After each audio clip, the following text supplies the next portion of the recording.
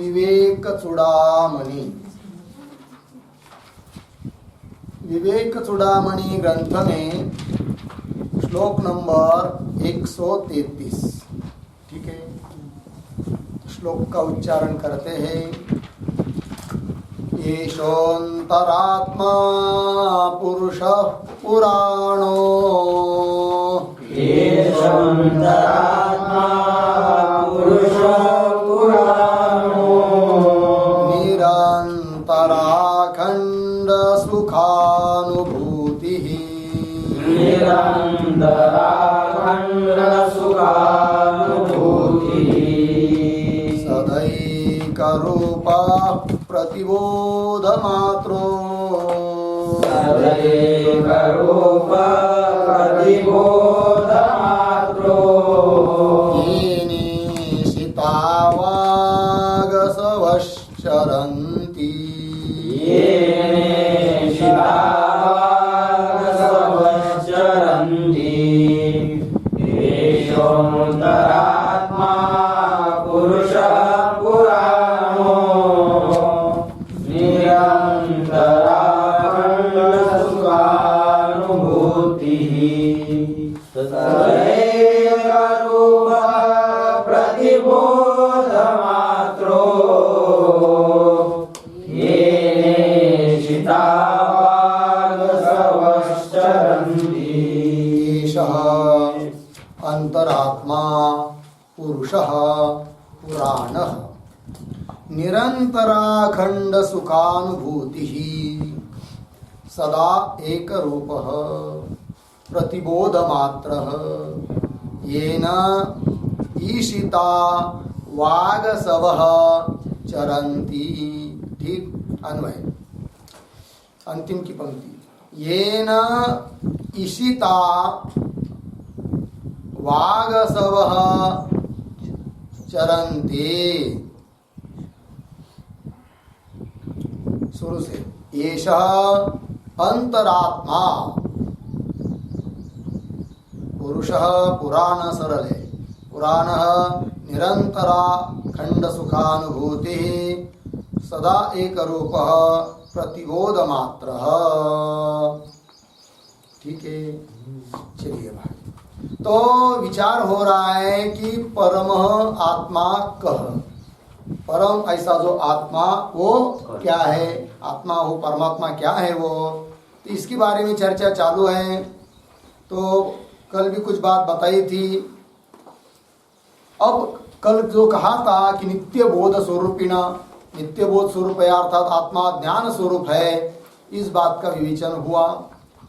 अब उसी आत्मा को, आत्मा के बारे में कह रहे हैं कि जो आत्मा है वही परमात्मा है, क्योंकि परमात्मा ही जीव रूप में प्रविष्ट हुआ है। तो कैसा है वो, तो बता रहे हैं येन ईशिताः वागसवः चरन्ति। येन ईशिताः, ईशिता मतलब क्या, सन्निधि मात्रेण प्रेरिताः। ईशिता का अर्थ सन्निधि मात्रेण प्रेरिताः।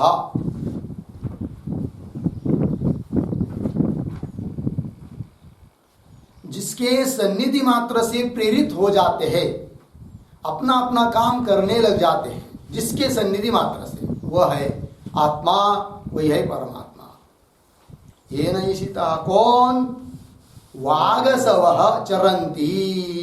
ठीक है ना, वागसवः, वागसव मतलब क्या, तो उसका भी अर्थ लिखिए वाच्च असवः च वागसवः। वाक्च असवः च वागसवः, पूर्ण विराम। आगे वाक् असवः इति भिन्नं वा पदम्। वाक् असवः इति भिन्नं वा पदम्, पूर्ण विराम। हो गया। कार्यकरण संगातस्य उपलक्षणम इदम। कार्यकरण संघातस्य उपलक्षणम इदम। कार्यकरण संघातस्य उपलक्षणम इदम। ठीक है, अर्थ समझ लेंगे। तो वाक च असव च वागसव। वाक मतलब वाणी, असव मतलब प्राण। असु कहते प्राण को, बहुवचन हो जाता है असव। वाणी और प्राण तो मिलकर समास बन जाता है वागसव, एक पद मान लेंगे। क्यों वाक और असव अलग अलग पद मान लेंगे तो भी कोई दिक्कत नहीं है। तो कहने का तात्पर्य वाणी और प्राण, केवल वाणी और प्राण ही लेना है, बाकी के नहीं लेना, ये बात नहीं, ये तो उपलक्षण है। अर्थात वाणी, प्राण, बाकी की सभी कर्मेंद्रिय, ज्ञानेंद्रिय, देह आदि सब लेना है। ठीक, तो देखिए क्या क्या कहना इसके बारे में। तो कह रहे हैं कि ये न ईशिताः कौन, वाक असव, चरंती। चरंती, चरंती मतलब, चरंती शब्द का अर्थ है स्वकीयानि कर्माणि कुर्वन्ति। स्वकीयानि कर्माणि, स्वकीयानि कर्माणि कुर्वन्ति।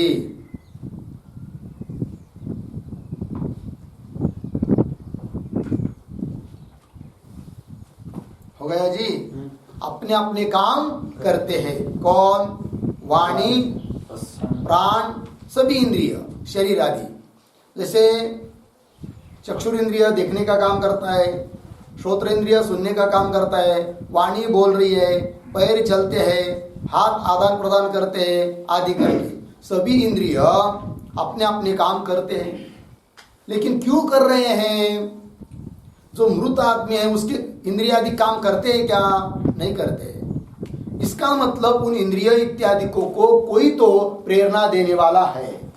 तो जिसके सन्निधि मात्र से, है कि नहीं, क्या ये सब अपना अपना काम कर रहे हैं। तो जिसके सन्निधि मात्र से वही है कौन? आत्मा। ठीक है कि नहीं? जैसे रात के समय में लाइट लगाते हैं हम लोग, तो उस बल्ब के प्रकाश में सब काम कर रहे हैं, है कि नहीं? किसके प्रकाश में? बल्ब के प्रकाश में सब काम कर रहे हैं, है कि नहीं?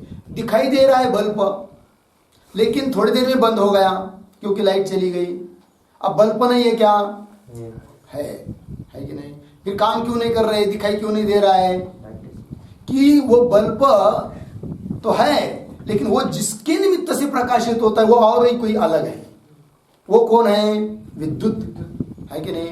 उस प्रकार ये देह, शरीर, इंद्रिय, ये सब हम लोगों का जो अपने अपने काम कर रहा है, प्रेरित हो रहा है, इसको प्रेरणा देने वाला, चेतना देने वाला कोई तो है, और जो है वही है कौन? आत्मा। ठीक है ना?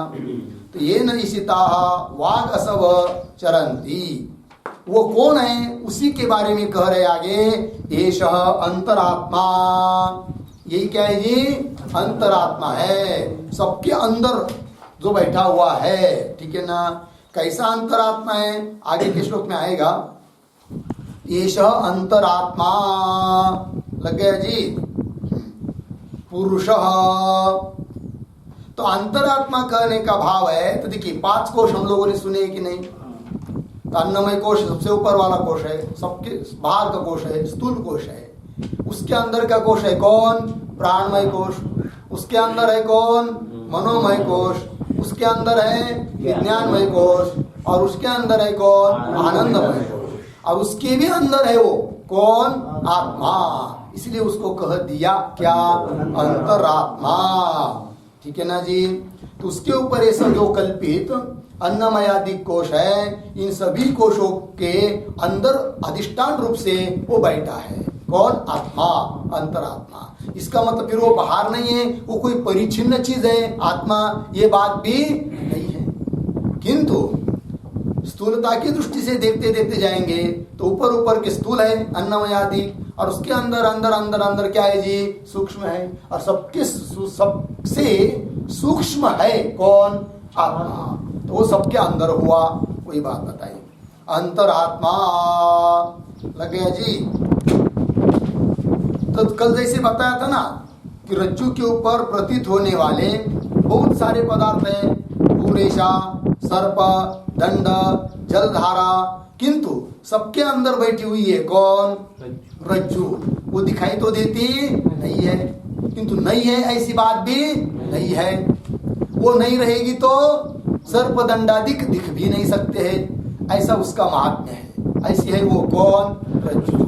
उसी प्रकार यहाँ पर भी अधिष्ठानभूत चैतन्य रूप जो आत्मा है वो है, इसलिए हम इस जगत को देख रहे हैं और ये जगत की प्रतीति हो रही है कि नहीं? सबका अधिष्ठानभूत है वो, इसलिए उसको कह दिया क्या? अंतरात्मा। तो चलिए, एषः अंतरात्मा पुरुषः, उसी को कहते हैं क्या? पुरुष। क्यों कहते हैं उसको पुरुष? तो दो कारण। एक कारण है पूर्णत्वात् पुरुषः, वो पूर्ण है, अधूरा नहीं है।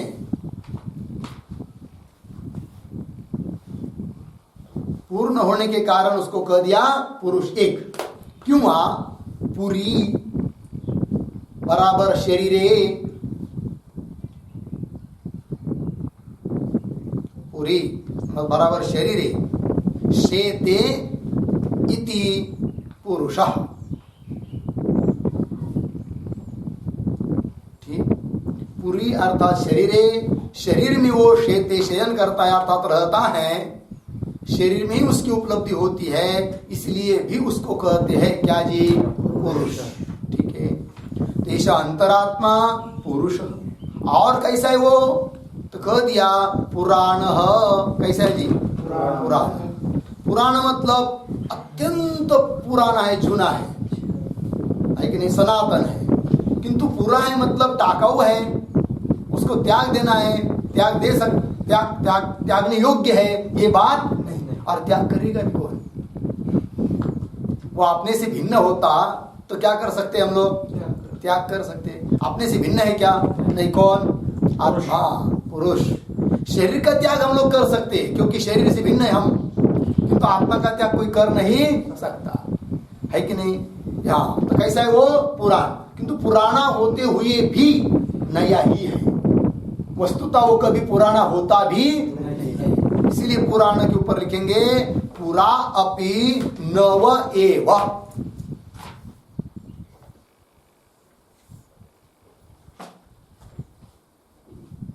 पुरा अपि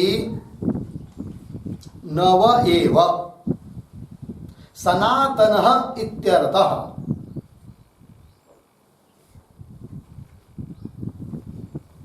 सनातनः इत्यर्थः। ठीक, चलिए भाई, पूरा होते हुए भी नवाई हो, हमेशा है वैसा की वैसा, ज्यू का त्यू, कभी उसमें कुछ बिगाड़ हो नहीं सकता, है कि नहीं? शरीर मर सकता है, आत्मा कभी मरता नहीं है। कौन मर सकता है जी? शरीर। कौन नहीं मरता है? मैं। कभी मरता नहीं है, कभी बढ़ता नहीं है, घटता नहीं है, विकृत होता नहीं है। जीव का त्यू जैसा कि वैसा ही है कि नहीं? और अकेला है कि दो है? अकेला है कि नहीं?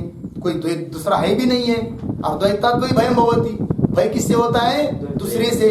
अब जब अकेला ही है मैं, अहम ब्रह्मास्मि, तो द्वैत नहीं है, भय नहीं है, न मृत्यु का भय, न जन्म का भय, न बुढ़ापा होने का भय, न रोग होने का भय, कुछ भी नहीं है।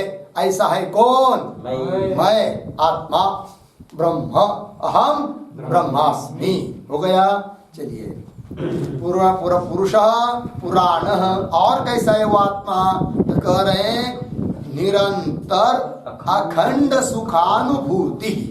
ठीक है जी, निरंतर अखंड सुख स्वरूप है वो। कौन? आत्मा। तो लिखते इसके ऊपर थोड़ा सा,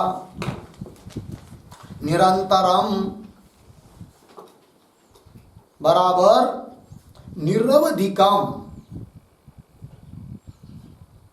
निरवधिकम, निरंतरम बराबर निरवधिकम, अतः एव अखंडम।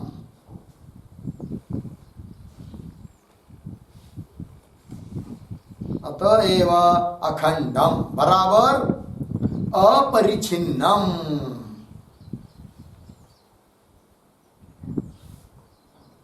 अपरिछिन्नम यत् सुखम बराबर आनंद, आनंद अर्धविराम तस्य अनुभूति ही, तस्य अनुभूति ही। हो गया उसका विग्रह, निरंतराखंड सुखानुभूति पूर्ण विराम। और आगे लिखते थोड़ा दूसरे पद्धति से बताते हैं। या च निरंतरा, या च निरंतरा अखंडा, अखंडा च अनुभूति ही, अनुभूति ही तत्स्वरूपः, तत्स्वरूपः पूर्ण विराम। श्रुति लिख लीजिए, यस्मात् अपरोक्षात् ब्रह्म, यस्मात् नहीं, यत् साक्षात् अपरोक्षात् ब्रह्म, यत् साक्षात् अपरोक्षात् ब्रह्म, बृहदारण्यक उपनिषद इति श्रुते, यत् साक्षात् अपरोक्षात् ब्रह्म, बृहदारण्यक 3.4.1 हो गया। इति श्रुते, ठीक अर्थ समझ लीजिए। दो तरह का अर्थ कर रहे हैं। पहले अर्थ में निरंतर और अखंड किधर लगा रहे हैं? सुख की तरह, सुख के विशेषण, ठीक है। तो कैसे देखिए, निरंतरम, निरंतरम का अर्थ कर दिया निरवधिकम, अवधि रहित, मर्यादा रहित, जिसको देश काल की मर्यादा नहीं है। निरवधिकम अतएव अखंडम, निरंतर होने के कारण ही वो क्या है? अखंड है। कौन? अखंड का अर्थ कर दिया अपरिछिन्नम, परिच्छेद रहित। यत् सुखम, सुख मतलब आनंद। सुख के दो विशेषण हुए, निरंतरम सुखम, निरंतरम नाम निरवधिकम सुखम, और अखंडम सुखम अर्थात अपरिछिन्नम सुखम। सुख मतलब आनंद।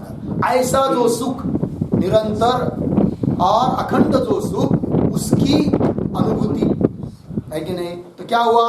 निरंतर अखंड सुखानुभूति हो गया ना। यही उसका स्वरूप है परमात्मा का, हमेशा सुख स्वरूप ही वो है। एक विग्रह बता दिया, अब दूसरे पद से। अब निरंतर पद और अखंड पद सुख की तरफ नहीं लगाएंगे, फिर किधर लगाएंगे? अनुभूति की तरफ। तो क्या लिख दिया? निरंतरा अखंडाच, कौन? अनुभूति, अनुभव, लेकिन निरंतर अखंड ऐसा जो अनुभव, अनुभूति, किसकी अनुभूति? सुख की अनुभूति, सुखानुभूति। निरंतर और अखंड जो सुख की अनुभूति है, तत्स्वरूप, वो सुख स्वरूप ही है, आनंद स्वरूप ही है। कौन? आत्मा, परमात्मा। ठीक है जी, ये आत्मा का स्वरूप बता रहे हैं। इसके लिए प्रमाण दिया श्रुति का। श्रुति कहती है यत् साक्षात अपरोक्षात ब्रह्म, जो साक्षात अपरोक्ष है कौन? ब्रह्म, यही है सुख। ठीक है जी, चलिए। तो निरंतराखंड सुखानुभूति ही, और कैसा है वो आत्मा?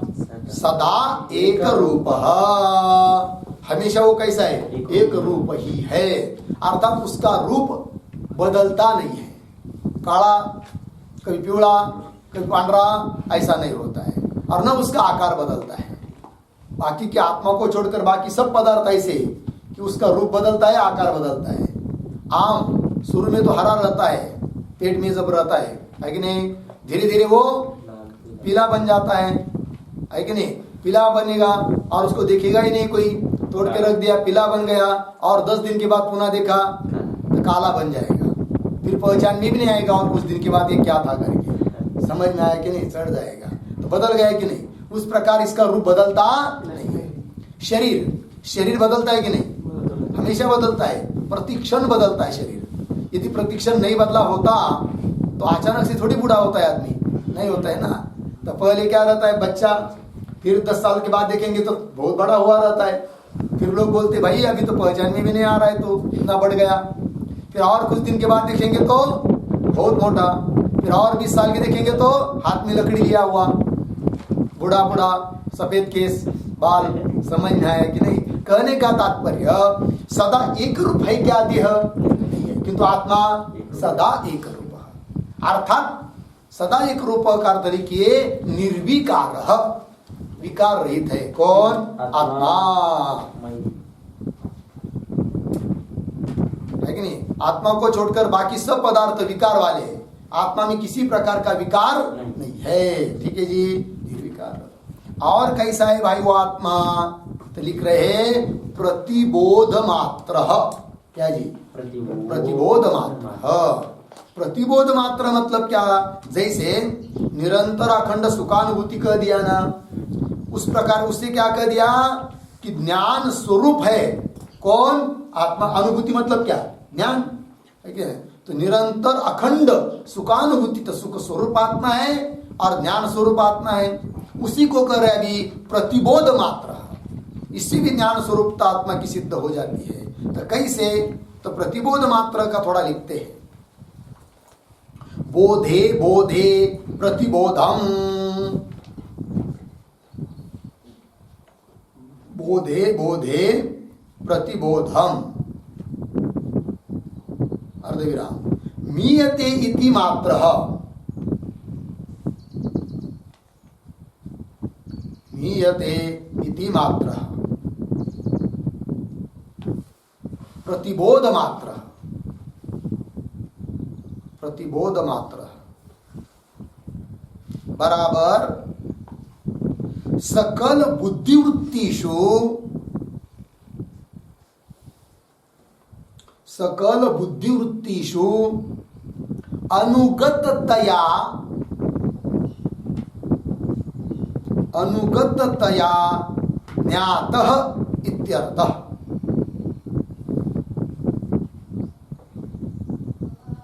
ज्ञातः इत्यर्थः हो गया। पूर्ण विराम।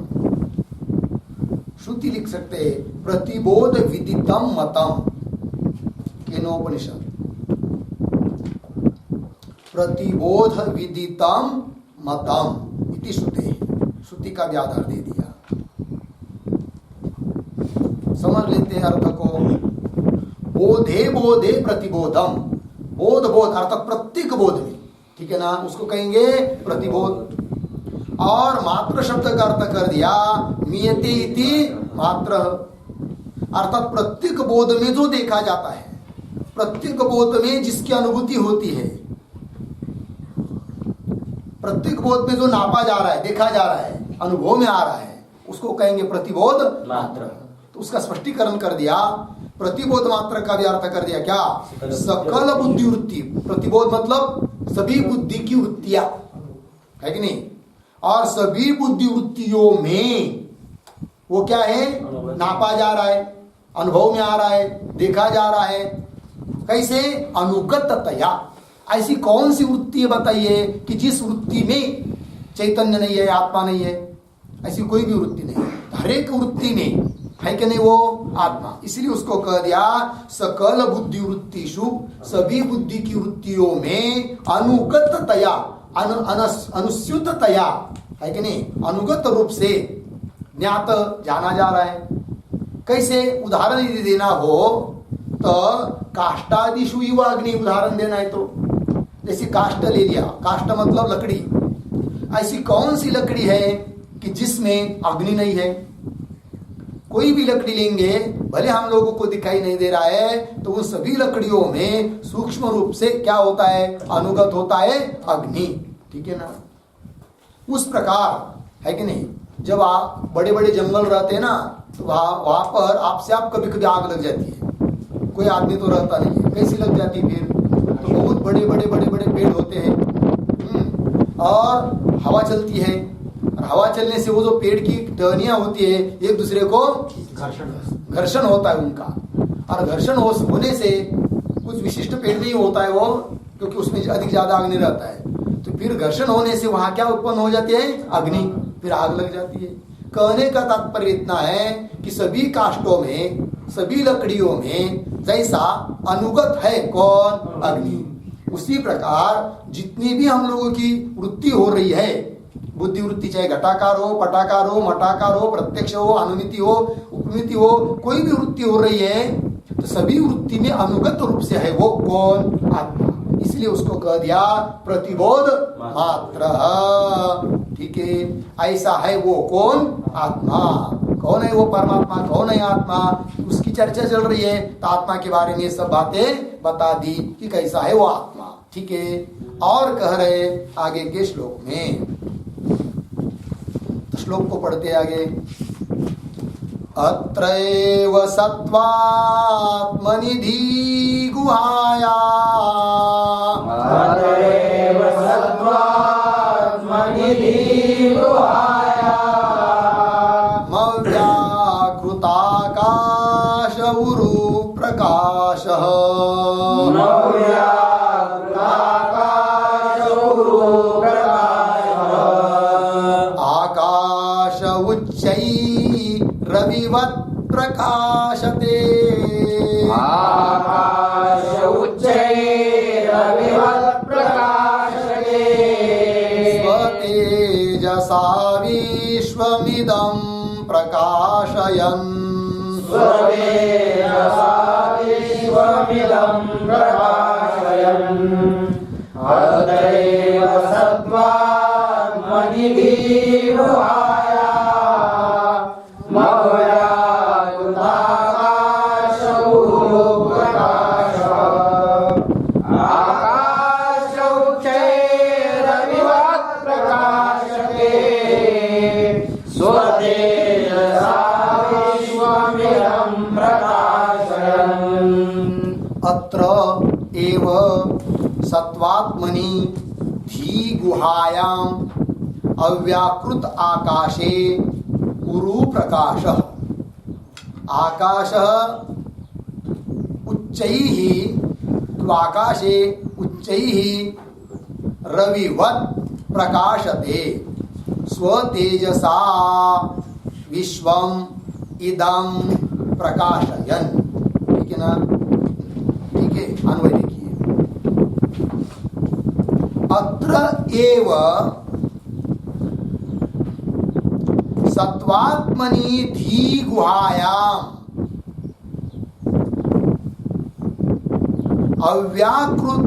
अव्याकृताकाशे उरु प्रकाशः, सरल हो गए दो पंक्तियां। तीसरे में उरु प्रकाश के बाद आकाशः, इसके बाद अंतिम पंक्ति में जाएंगे, स्वतेजसा इदं विश्वं प्रकाशयन्, इदं विश्वं प्रकाशयन् रविवत् उच्चैः प्रकाशते।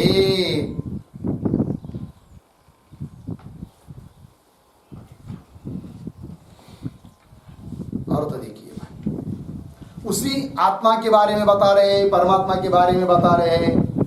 ठीक, अत्र एव, अत्र एव, अत्र का अर्थ करेंगे, अत्र एव मतलब साधक शरीरे एव,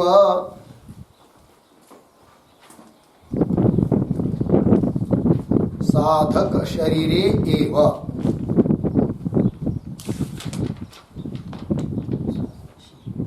साधकों के शरीर में ही। क्या जी? सत्वात्मनि धी गुहायाम, धी गुहायाम इसका विशेषण है सत्वात्मनि, है कि नहीं? सत्व यही है आत्मा स्वरूप, जिसका ऐसी बुद्धि रूप गुहा। ठीक है, तो लिखते उसका विग्रह सत्वात्मनि के ऊपर लिखेंगे, सत्वम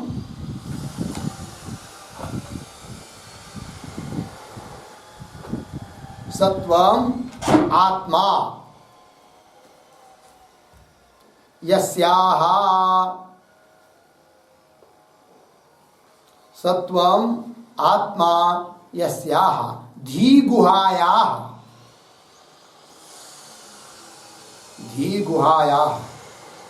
सा सत्वात्मा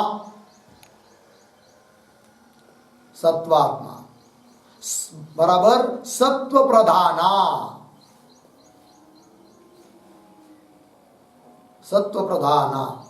या धीहि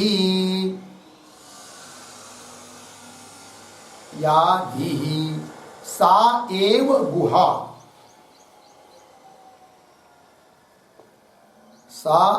गुहा पूर्ण विराम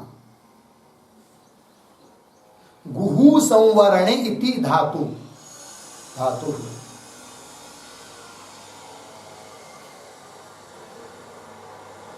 गुहु संवरणे इति धातु अर्ध विराम विज्ञानमय कोशत्वेन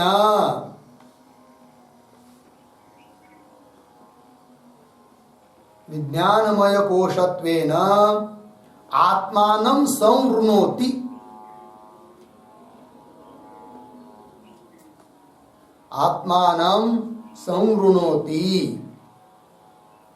इति तस्यां धी गुहायां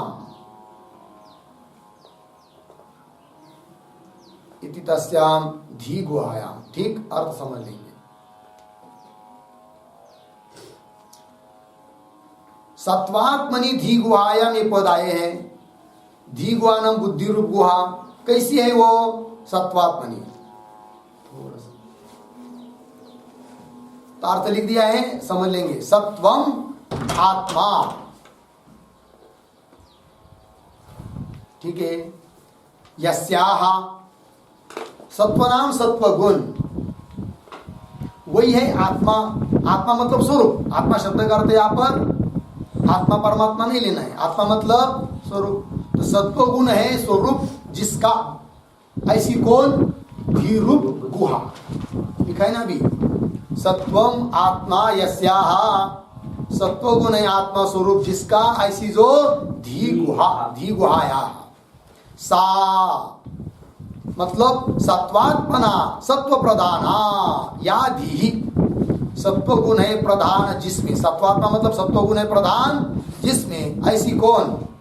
धी गुहा। धी बना बुद्धि, बुद्धि रूप गुहा धी। सा एव गुहा, वही है गुहा,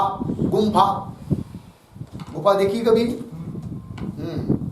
तो वो है गुहा जिसमें छिपकर बैठ सकते हैं, किसी को पता भी नहीं चलेगा यहाँ बैठे करके। पर वो तुम्हें होती कि नहीं गुहा, उस प्रकार की यहाँ पर अपने शरीर में कौन है? गुहा। कौन गुहा है? बुद्धि रूपी गुहा है। कैसी है वो? सत्व प्रधाना, ऐसी है गुहा। तो उसका गुहा क्यों बोलते हैं भाई उस बुद्धि को? उसका कारण है उसमें धातु है गुहु संवरणे, है कि नहीं? संवरण करने, आच्छादन करने, इस अर्थ में वो धातु है। और वो बुद्धि जो है वो भी आवरण करती है, इसीलिए उसको बोल दिया बुद्धि को क्या? गुहा। ठीक है जी, तो ठीक है। गुहु संवरण इति धातु। अब वो कैसी आवरण करती है? तो देखिए, तो विज्ञानमय कोश जब बताया जाता है तो विज्ञानमय कोश के अंतर्गत कौन कौन आते हैं जी घटक? 5 ज्ञानेन्द्रिय और बुद्धि, 6 मिलकर होता है कौन? विज्ञानमय कोश, है कि नहीं? अब वो विज्ञानमय कोश क्या करता है? कोश उसका नाम दिया है, आगे आने वाली चर्चा कि विज्ञानमय इसको कोश क्यों बोल दिया, हर एक को बताएंगे। अन्नमय को कोश क्यों कर दिया, कैसा आच्छादन करता है वो, आदि आदि करके। तो विज्ञानमय कोश जो है कि नहीं, वो आत्मा का ज्ञान होने नहीं देता, इसलिए तो उसको कोश कहा है। ठीक है ना जी? तो आवरण कर देता है। तो वही विज्ञानमय कोशत्वेन, है कि नहीं, आत्मानं संवृणोति, विज्ञानमय कोश के द्वारा आत्मा का वो क्या करती है? संवरण, ढका देती है, आच्छादन कर देती है। ऐसी जो गुहा, कौन? धी गुहा। उस गुहा में तस्याम धी गुहाया, लगा अर्थ? चलिए श्लोक में, अत्र एव सत्वात्मनि धी गुहायाम, लग गया? अब वो धी रूप जो गुहा है ना, बुद्धि गुहा, उसकी भी अंतर और एक गुहा है कि नहीं? उसको हम बोलते हैं अव्याकृत आकाश। क्या बोलते हैं जी? अव्याकृत आकाश। क्या लिखा है देखिए श्लोक में? धी गुहायाम अव्याकृत आकाश। ये अव्याकृत आकाश क्या चीज है जी? तो अव्याकृत आकाश एक शब्द में यदि इसको कहना हो तो कारण शरीर। अव्याकृत आकाश है, इसका मतलब है कारण शरीर। तो थोड़ा उसके बारे में लिखेंगे तो स्पष्ट हो जाएगा। लिखते हैं उपादानत्वेन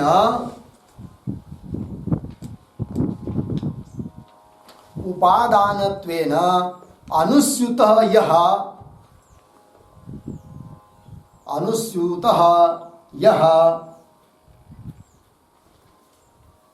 अव्याकृताकाश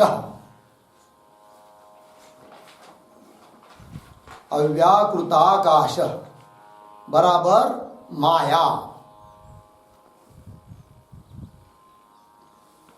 माया कौंस में लिख सकते हैं अज्ञानम अर्धविराम, कौंस बंद अर्धविराम।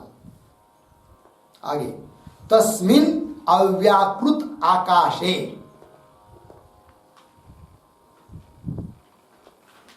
तस्मिन् अव्याकृत आकाशे बराबर कारण शरीरे।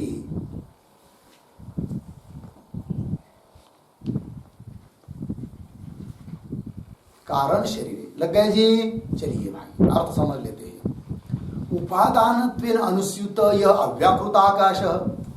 अव्याकृत आकाश शब्द का अर्थ क्या क्या है? माया अर्थात अज्ञान। और वही सबका उपादान कारण है कि नहीं? तो उपादान कारण होने से सब में वो क्या है? अनुस्यूत है। तो उपादानत्वेन अनुस्यूत यह जो अव्याकृत आकाश अर्थात माया अर्थात अज्ञान, तस्मिन् सप्तमी अव्याकृत आकाश अर्थात कारण शरीर। उस कारण शरीर में बताना है, उसके आगे बताना है कौन? आत्मा परमात्मा। ठीक है जी। देखिए भाई कैसा कैसा ग्रंथकार करते देखिए। तो सबसे पहले हम लोगों को अनुभूत में आता है कौन? ये स्थूल शरीर। उसके अंदर है कौन? प्राणमय कोश। स्थूल शरीर के अंदर है कौन? प्राणमय कोश। क्योंकि स्थूल शरीर क्या हुआ? अन्नमय कोश। उसके अंदर है कौन? प्राणमय कोश। उसके भीतर है मनोमय कोश। उसके भीतर है विज्ञानमय कोश। उसके भीतर है आनंदमय कोश। उसके भी भीतर है अव्याकृत आकाश कारण शरीर। लगे कि नहीं? और उसके अंदर है कौन? आत्मा। वही कह रहे। तो अव्याकृत आकाशे उरु प्रकाश। क्या लिखा है जी? उरु प्रकाश आकाश, ऐसा जोड़ना है आगे। उरु प्रकाश आकाश। उरु प्रकाश ये विशेषण हुआ आकाश। और आकाश शब्द का अर्थ लिखिए परमात्मा। आकाश मतलब परमात्मा। कैसा वो परमात्मा? उरु प्रकाश। कौन जी? उरु प्रकाश। उरु प्रकाश क्या चीज है? लिखते उसका अर्थ उरु बराबर अधिक।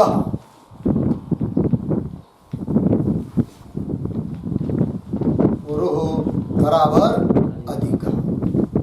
अधिक प्रकाश।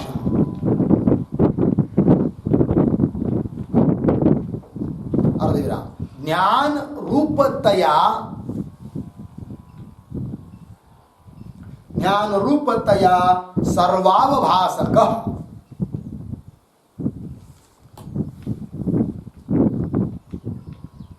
ज्ञान रूपतया सर्वावभासक। ठीक। पूर्ण विराम। उसके लिए श्रुति देती है एक। तद्देवा ज्योतिषाम ज्योति।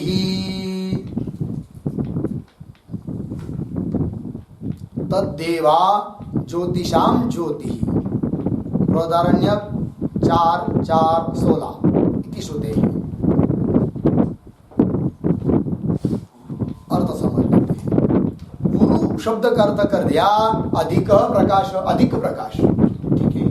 कैसा अधिक प्रकाश है उस आत्मा में? तो कह दिया ज्ञान स्वरूपतया। ज्ञान स्वरूप होने के कारण सर्वाभाषक है, वो सबका आभासक है कौन? आत्मा। इसलिए क्या हुआ? वो अधिक प्रकाश वाला हुआ। ठीक, श्रुति भी कह दिया ज्योतिषाम ज्योति, ज्योतियों का भी वो क्या है? ज्योति है, अर्थात ज्ञान स्वरूप है। तो देखिए, तो गुरु प्रकाश आकाश वो परमात्मा है कि नहीं? सबसे अधिक प्रकाश वाला कौन है? वो आत्मा। ठीक है, और कैसा है वो? तो कह रहे हैं स्व तेजसा इदम विश्वम प्रकाशयन। ठीक है, अपने तेज से इस समस्त विश्व को वो प्रकाशित करता है। कौन? आत्मा। यानी कैसे? उदाहरण, तो उदाहरण दिया है, क्या उदाहरण दिया है? रविवत उच्चैहि प्रकाशते। रवि कहते सूर्य को। जब दोपहर के समय में उच्च स्थिति में आकाश मंडल मध्यवर्ती जब सूर्य आ जाता है तो सबका प्रकाशन करता है कि नहीं? उसी प्रकार यह आत्मा क्या है? सबका प्रकाशन करता है। तो दृष्टांत में जो शब्द आया है रविवत, रविवत का अर्थ है सूर्यवत।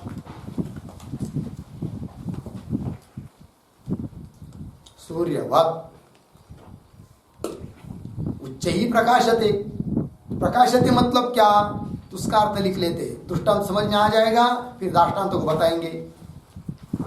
तो उच्च प्रकाशते का अर्थ लिखिए, उच्च प्रकाशते बराबर सर्वोत्कर्षेण भासते।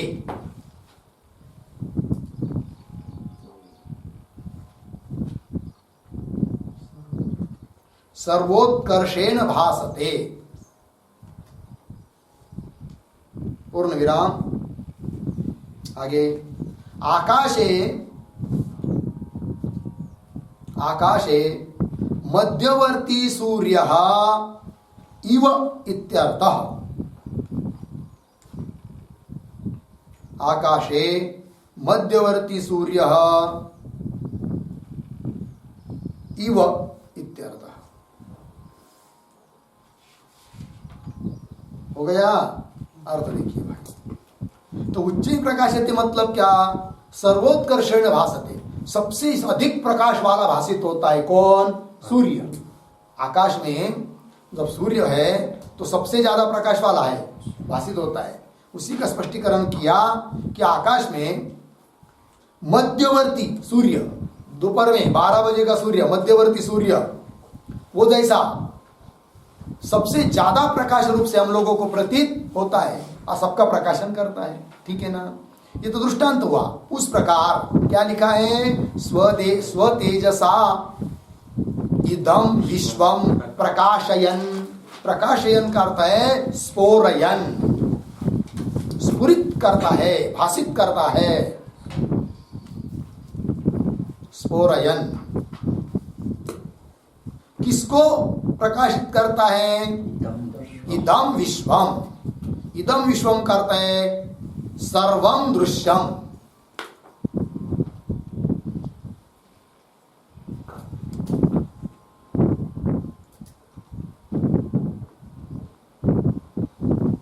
ठीक है जी, चलिए।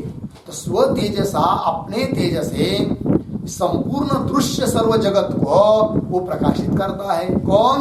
आत्मा, है कि नहीं? क्योंकि सूर्यादि समस्त ज्योति जो है उनका भी अवभाषक है कौन? आत्मा, है कि नहीं? ज्ञान स्वरूप प्रकाश है वो। श्रुति भी आती है इसके लिए, ये न सूर्यस्तपति तेजसा युद्ध, है कि नहीं? जिसके तेज से सूर्य भी तप्त हो रहा है। ये न सूर्यस्तपति तेजसेध्य, तेजसेध्य। ठीक है जी। ये न सूर्यस्तपति तेजसा युद्ध इति श्रुते है।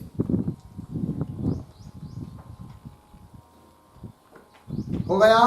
उस आत्मा के बारे में, परमात्मा के बारे में कह रहे। कोई बोलेगा भाई ये तो अव्याकृत धीरूप बुद्धि, धीरूप गुहा, उसमें अव्याकृत आकाश, उसमें उरु प्रकाश, ये सब तो आत्मा का बता रहे, परमात्मा का कहा बता रहे? समझना है क्या? परमात्मा और आत्मा ये दो नहीं है। वेदांत मत में उपाधिकृत भेद होने पर भी स्वरूपतः जीवात्मा और परमात्मा दोनों क्या है? एक ही है। वो परमात्मा ही इस जीव रूप उपाधि में प्रविष्ट हुआ है। लग गया जी अर्थ? चलिए, तो इस श्लोक के द्वारा कुल मिलाकर क्या सार निकला उसके लिए एक पंक्ति लिखेंगे, फिर श्लोक पूरा हो जाएगा। सकल दिग अवस्थित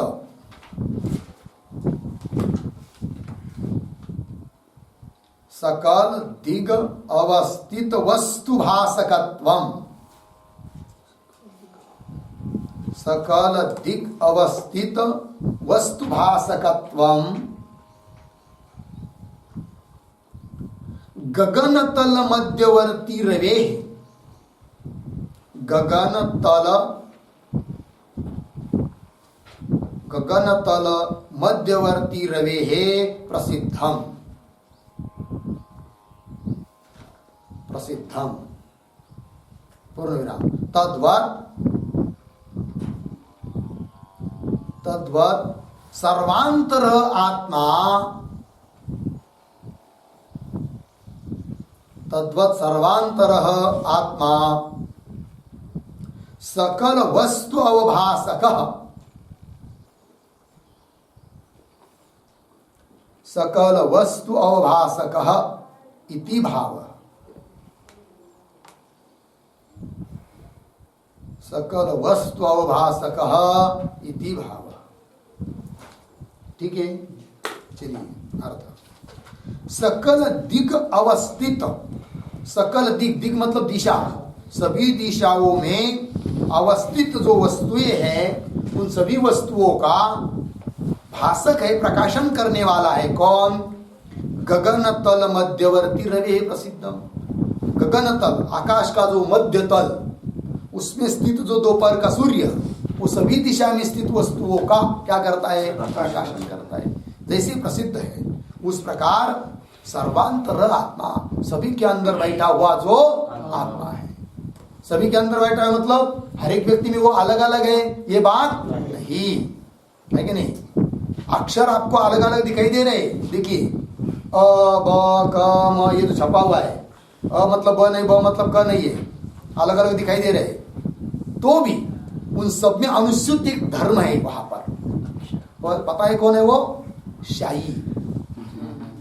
क्या शाही तो एक ही है ना, वही इधर ऐसी हो गई तो क बन गया, ऐसी हो तो ब बन गया। पेड़ बहुत सारे दिखाई दे रहे हैं, आम का पेड़, नींबू का पेड़, बबूल का पेड़, आंवले का पेड़, मिर्ची का पेड़, है कि नहीं? किंतु सब में एक अनुस्यूत तत्व है कि नहीं? यद्यपि मिर्ची मतलब आम नहीं, आम मतलब आंवला नहीं, अलग अलग पेड़ है उपाधि, किंतु सब में अंतर्गत एक तत्व है, और वो कौन है पता है? जल तत्व है। क्या जी? जल नहीं रहेगा तो सब नहीं, कोई नहीं बचेगा। जल नहीं देंगे उन पेड़ों को, सब सूख जाएंगे। सब में अंतर अनुस्यूत कौन है? जल, वो एक ही है। तो जल एक होने पर भी, है कि नहीं, आंवला खट्टा लग रहा है, मिर्ची तीखी लग रही है, आम मीठा लग रहा है कि नहीं? किंतु उसमें सब में अनुस्यूत तत्व एक है। उस प्रकार हत्ती मतलब मनुष्य नहीं है, मनुष्य मतलब कुत्ता नहीं है, कुत्ता मतलब गाढ़ो नहीं है, गाढ़ो मतलब चींटी नहीं है। ये तो उपाधिकृत तो अलग अलग अलग दिखाई दे रहे सब प्राणी। और मनुष्यों में भी एक मनुष्य एक शरीर अलग है, दूसरा मनुष्य अलग है, श्याम महाराज अलग है, उद्धव महाराज अलग है, रितेश अलग है कि नहीं? किंतु इन सब में अनुस्यूत एक तत्व है, और वो कौन है? आत्म तत्व है। ठीक है ना? हाँ, वही तो सभी के हृदय में कौन है? आत्म तत्व एक ही सब जगह अनुस्यूत है, वो सबका अधिष्ठान भूत तत्व है, चैतन्य है। लग गया जी? तो उसी तत्व को बता रहे हैं कि वो कैसा है? स्वयं प्रकाश है, सबका प्रकाशन कर रहा है, निर्विकार है, उसमें किसी प्रकार का विकार भी होता नहीं है। और वो कौन तत्व है जी? उसका और अपना क्या संबंध? संबंध है कि नहीं है? आत्मा का और अपना संबंध कुछ है कि नहीं? नहीं है। क्यों? हाँ, संबंध उसके साथ होता है जो अपने से भिन्न होता है। जो अपना ही स्वरूप अकेला ही है, तो उसके साथ क्या संबंध? वही अपना क्या है जी? स्वरूप ही है। लग गया जी? उसी आत्मा के बारे में यहाँ पर बताया है, स्वतेजसा इदम विश्वम प्रकाशयन रविवत उच्च ही प्रकाशते। हो गया जी? अंतिम का वाक्य लिखा था, तद्वत सर्वांतर आत्मा सकल वस्तु अवभासक। सबका प्रकाशन कर रहा है, वही आत्मा, वही मैं हूँ। हो गया जी। बस आगे का विचार कल करेंगे। ओम पूर्णमदः पूर्णमिदं पूर्णात् पूर्णमुदच्यते पूर्णस्य पूर्णमादाय पूर्णमेवावशिष्यते। ओम शांति शांति शांति।